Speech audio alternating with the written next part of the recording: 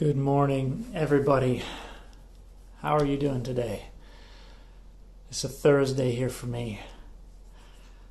In the last, let's say 12 hours, I have had a series of very vulnerable conversations.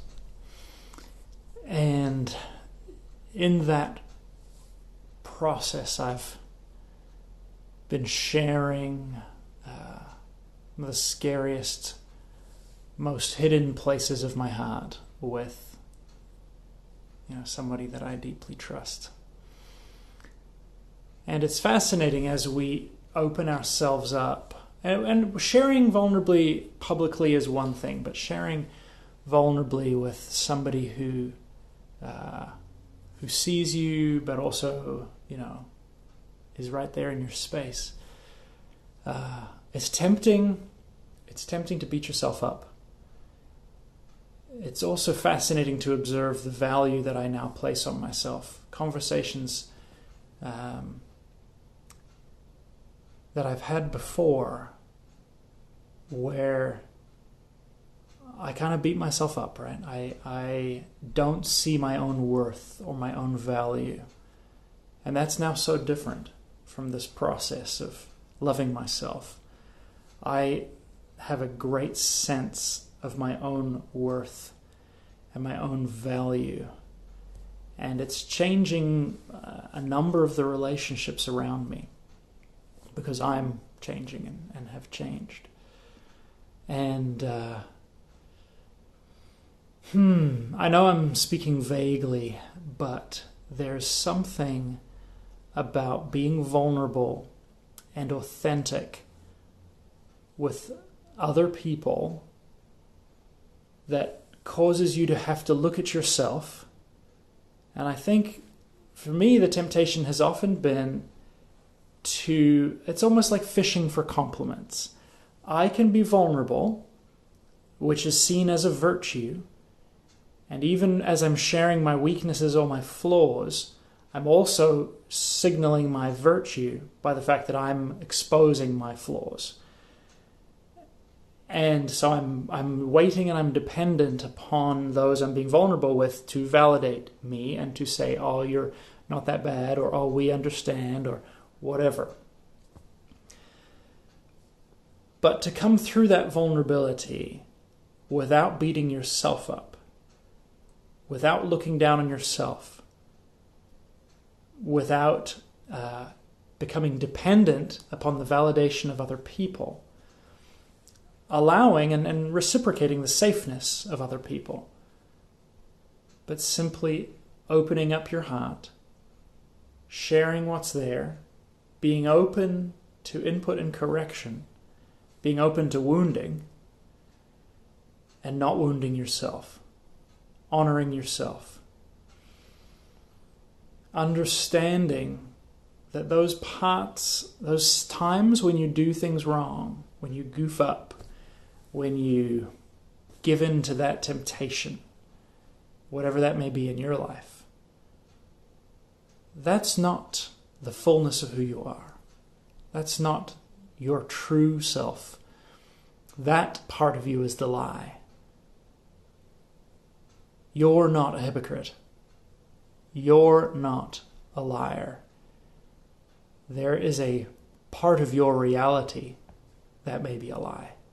That part of your reality that acts out in sinful ways is a lie. And you're allowed to call it what it is, and you're allowed to value the true part of yourself. You're allowed to fall in love with that part of you and to cherish it and to call it good and to experience the reward of living in yourself. Experience the warmth of righteousness. It's fascinating to me. Fascinating to me. Let's tune into our hearts for a minute. Speak over yourself with your own name. Jonathan, I receive you and I cherish you. I declare the truth that you are a new creation in Christ and that sin has no hold on you. That you have received the mind of Christ. That your heart of stone has been replaced with a heart of flesh. The thoughts of Christ are your thoughts, Jonathan. And anything that rises up against the knowledge of Christ is not of you and is a lie.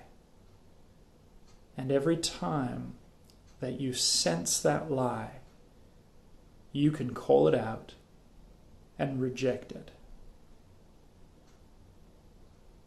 Jonathan, thank you for helping me see those lies. I love you. I want to be whole in you, in me, body, emotions, mind, and spirit. That I would discern the attacks from outside. That I would discern the lie and be at peace in myself.